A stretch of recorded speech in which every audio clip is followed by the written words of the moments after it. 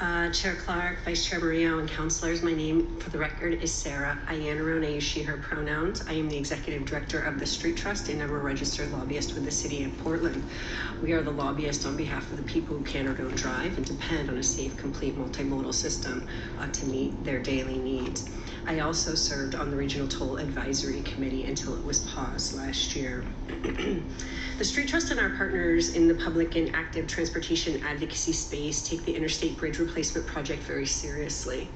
Our organizations have been engaged since CRC 1.0, and we remain committed to ensuring that the public and active transportation connections of this project are safe, comfortable, and seamless on both sides of the Columbia River and along the bridge itself.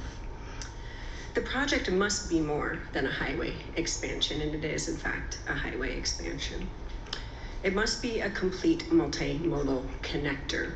You wouldn't strand freight haulers with missing off-ramps and force them onto grades they couldn't climb with a load. And yet that's exactly what the current design risks doing to people walking, biking, rolling, and accessing transit. It also potentially poses harm to low-income drivers in our region, if the low-income toll program is not in place tolling. Our community has operated in good faith for over 4 years with the IBR team. But as our no vote on last month's MTIP amendment at Metro demonstrated, we will not accept token engagement.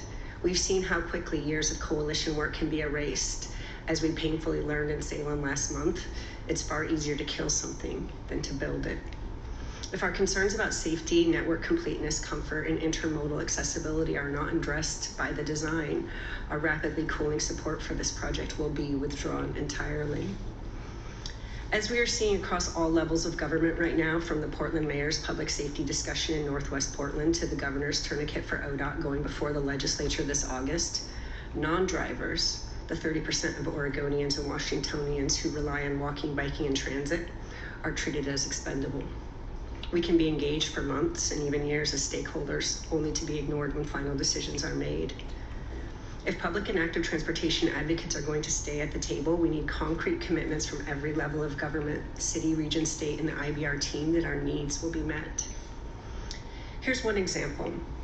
The current alternative separates the multi-use path from the light rail alignment, forcing active transportation users into a half-mile spiral ramp on the Vancouver side, an unwieldy, block-sized, high-cost, high-maintenance facility, instead of providing direct, safe, and accessible connections.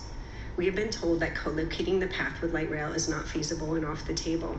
If that is truly the case, then we need to know ASAP how the design team will address connectivity concerns for multimodal users in another way that meets or exceeds the comfort, safety, and accessibility benefits of co-location.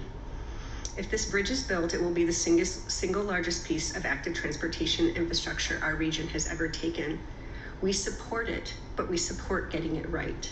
The Street Trust is ready to work with you, key stakeholders, and Director Johnson and his team to ensure that it is more than a highway project. It must be a model of climate-friendly, accessible, and connected transportation for all users, including the people who can't or don't drive. Thank you for hearing our testimony today. Thank you so much, Sarah.